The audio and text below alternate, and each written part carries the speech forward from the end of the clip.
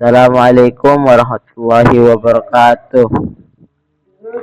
Sini saya akan menjelaskan JavaScript S6 yang merupakan JavaScript S6 singkatan dari ECMAScript versi 6 yang mana dirilis pada tahun 2015. Jadi jika internet menemui kata S 2015 atau S6 itu sama saja. Jadi jangan bingung. ECMAScript adalah sebuah standarisasi script language JavaScript. Dengan hadirnya S6, maka di dalam JavaScript kini memiliki fitur baru dan penulisan yang lebih singkat dibandingkan JavaScript versi sebelumnya, yaitu S5 yang dirilis pada tahun 2009. Saya akan menjelaskan mulai dari variabel.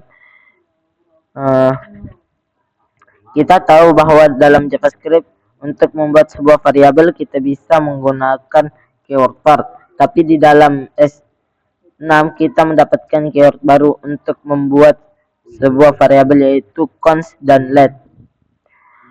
Keyword const merupakan variabel yang nilainya tetap dan tidak bisa dirubah. Contohnya seperti ini. Nilainya tidak bisa dirubah. Tapi keyword let lebih mirip dengan var, di mana nilainya bisa diganti-ganti sesuai dengan keinginan. Tetapi ada bedanya, yaitu pada scope didefinisikannya. Variabel yang dibuat menggunakan let dan const menganut sistem blok scope yang mana mencakup variabelnya hanya bisa diakses di dalam bloknya saja. Contohnya untuk memisahkannya dengan cara merubahnya. Keyword let dengan tujuan agar tidak ada hosting, jadi variabel name yang berada di luar ini tidak bertabrakan dengan variabel yang berada di dalam. Dan yang kedua yaitu default parameter. Kita bisa membuat sebuah function yang memiliki parameter yang bersifat opsional, di mana jika tidak ditemukan nilainya maka kita akan berikan nilai secara default. Sebelum ada S6 untuk membuat parameter yang bersifat opsional di dalam function, kita bisa membuatnya seperti berikut ini. Ini contohnya. Dan sekarang di dalam S6 kita bisa mempersingkatnya, penulisannya menjadi seperti ini. Lebih singkat. Dan yang ketiga yaitu template string atau reval. Template string adalah cara atau teknik yang digunakan untuk memanggil sebuah variabel di dalam string, dan kita harus menggunakan black tick. Yaitu perbedaannya di sini hanya ini black ticknya. Ini untuk mempermudah juga ini. Dan yang keempat adalah arrow function, merupakan fitur bawaan sejak S6 rilis, di mana digunakan untuk mempersingkat penulisan sebuah function. Dari ini function yang ditulis seperti ini hingga menjadi seperti ini saja. Dan yang kelima ada res parameter, yaitu digunakan jika kita ingin membuat sebuah function yang memiliki jumlah parameter yang tak terbatas. Range parameter ditandai dengan titik 3 nih. Dan yang keenam ada structuring dan restructuring,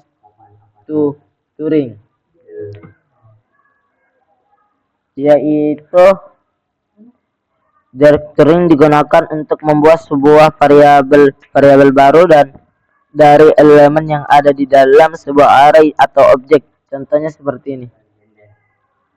Dan kalau restructuring ini kebalikannya dari structuring, yaitu digunakan untuk membuat sebuah objek dari variabel. Dan contohnya seperti ini yang di bawah. Dan yang ketujuh ada split operator,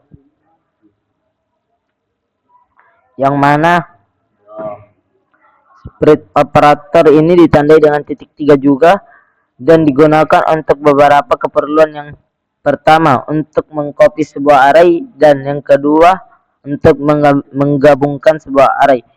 Ini adalah contoh pertama untuk mengcopy-nya. Dan yang kedua adalah contoh untuk menggunakan array dengan operator split. Dan yang ke-8 ada array map, yang mana array map itu digunakan untuk perulangan dari sebuah array dengan mengembalikan array baru tanpa memodifikasi array sumbernya, yaitu array map. Akan sering kita gunakan nantinya di dalam project React.js untuk melakukan perulangan data. Berikut adalah contohnya. Ini. Dan yang ke-10 ada promise, yaitu promise adalah objek yang mempresentasikan sebuah keberhasilan dan kegagalan dari sebuah event yang bersifat asynchronous dan terjadi di masa yang akan datang. Dan karena dinamakan promise atau kalau diterjemahkan adalah janji, maka pasti ada kondisi, yaitu terpenuhi dan tidak terpenuhi dari janji tersebut. Dan yang terakhir adalah await, yaitu adalah fitur baru yang hadir sejak dirilisnya ACE pada tahun 2017.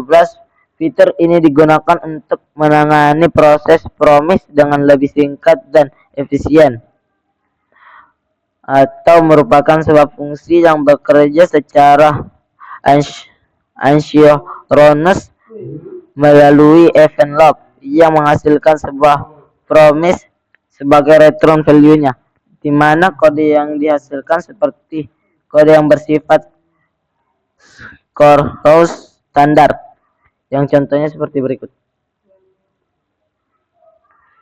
Mungkin ini saja penjelasan dasar dari saya untuk ACE 6. Tutup. Assalamualaikum warahmatullahi wabarakatuh.